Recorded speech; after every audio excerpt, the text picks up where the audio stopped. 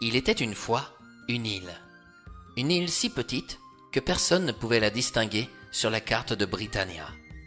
Sur celle-ci, on pouvait rencontrer un homme et une femme qui vivaient dans une petite cabane bien dérisoire. Ce couple était le plus pauvre de l'île. Là-bas, l'argent n'existait pas. Si l'on souhaitait acquérir de la nourriture, on devait payer avec des coquillages. C'est pourquoi ceux qui étaient riches en possédaient beaucoup. Quant aux pauvres, ils n'en possédaient quasiment pas. Pourtant, ce couple avait une fille, au nom de Lana. Un jour, elle se promena sur le petit port et s'arrêta près d'un groupe d'hommes en train de déjeuner.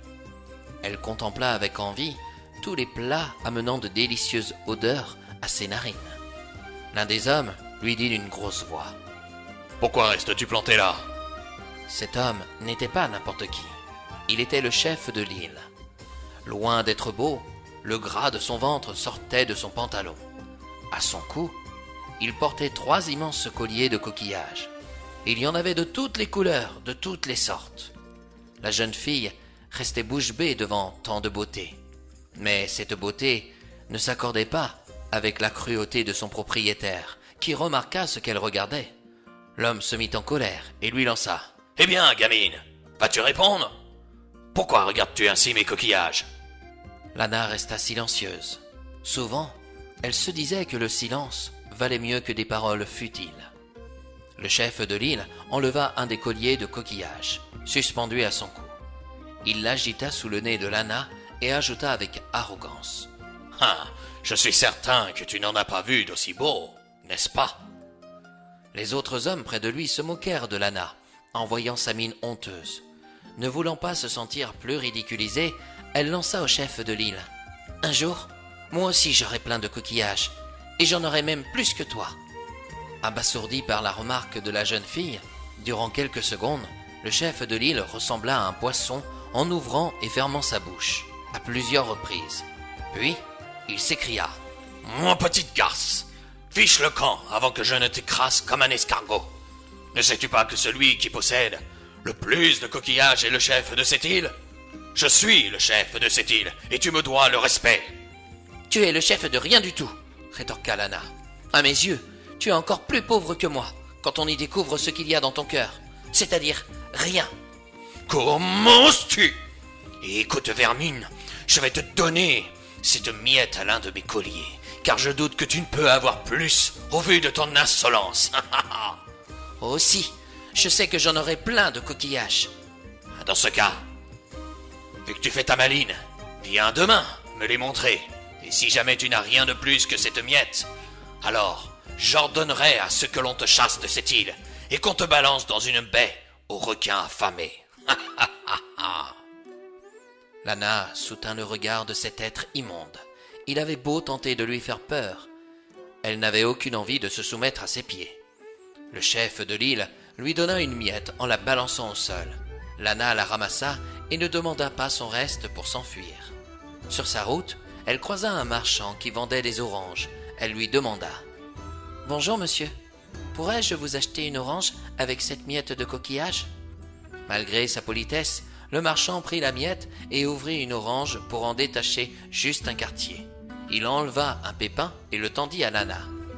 « Je suis sincèrement désolé, mais je ne peux pas te donner plus que ça. » La jeune fille prit le pépin et s'en alla pendant que le marchand, dans son dos, mangea le reste de l'orange.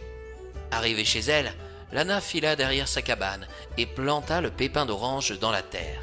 Puis, elle fila se coucher sur sa natte qui lui servait de lit, triste et fatiguée. Elle n'arrivait pas à comprendre pourquoi les hommes pouvaient-ils être si cruels envers les femmes. Le sommeil l'attrapa et durant quelques heures, Lana se reposa. Quand elle se réveilla, elle découvrit qu'un arbre était sorti du pépin d'orange. Il avait poussé si haut qu'il perçait les nuages. Sans se poser de questions, Lana grimpa à l'arbre. Elle grimpa si haut qu'elle entra dans une maison où elle fit face à une femme qui fut très surprise de la voir. « Mais d'où viens-tu, jeune fille? Et comment t'appelles-tu ?»« Je m'appelle Lana, madame. »« Oh, tu m'as l'air bien gentille. On ne m'appelle pas madame, mais plutôt Elinor. »« Enchantée, Elinor. Sais-tu qu'il est très dangereux de se rendre ici? Ah oui? Et pourquoi? Et tu viens de te rendre dans la demeure d'un esprit. Oh, mon mari est sorti. Lorsqu'il va revenir, il risque de se fâcher. Pourquoi se fâcherait-il?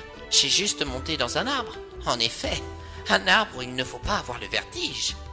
Soudain, Lana et Elinor entendirent des pas. C'était le mari d'Elinor qui rentrait. Elinor cacha Lana dans sa cuisine, mais aussitôt entré dans sa maison, le mari sentit la présence de la jeune fille et la découvrit. « Ha ha! J'étais sûr que ça sentait la demoiselle. »« Ce n'est qu'une enfant, Fidèle, » intervint Elinor. « Laisse-la tranquille. » « Ah! Vous les femmes, avec vos parfums, on vous sent venir de loin. » rétorqua Fidèle.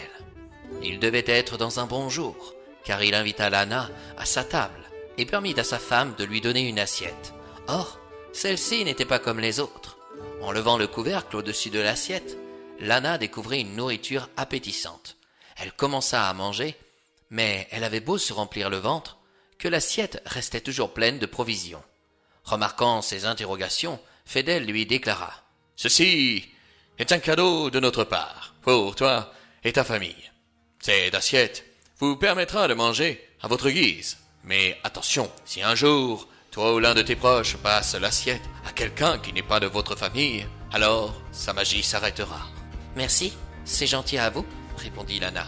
Quant à moi, pour te remercier de ta gentillesse et ta politesse surtout, je t'offre ce sac de bambou, rempli de coquillages.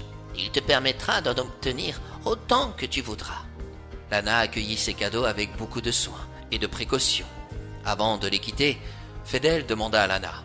« Peux-tu prendre ceci ?»« C'est quoi ?»« Une hache. Quand tu seras en bas, pourras-tu couper l'arbre.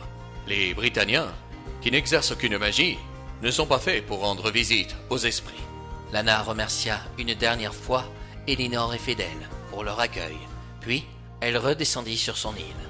Aussitôt, elle coupa l'arbre et la hache disparut par enchantement. Cependant, son assiette magique et son sac de bambou rempli de coquillages étaient toujours là. Rapidement, elle alla voir ses parents et leur tendit son assiette magique.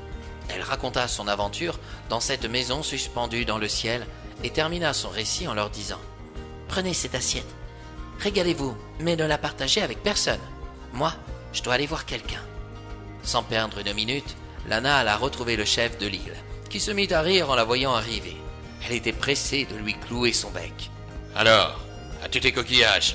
osa-t-il en secouant son collier. « Nous allons d'abord compter les tiens, » lança Lana. Un cercle se forma autour du chef.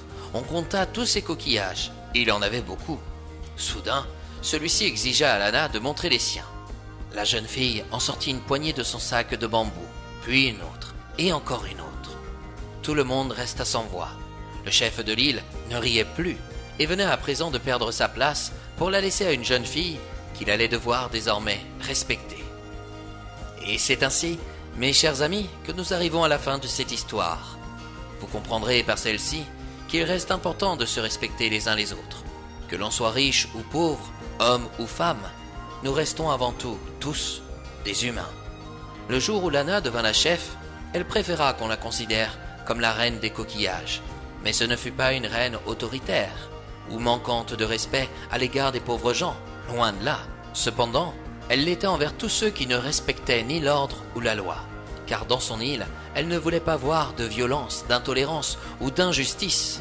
Au contraire, elle n'hésitait pas à dialoguer avec les habitants, car on a beau être assis sur un trône, le pouvoir isole, et parfois, il peut rendre aussi celui ou celle qui gouverne buté, voire idiot.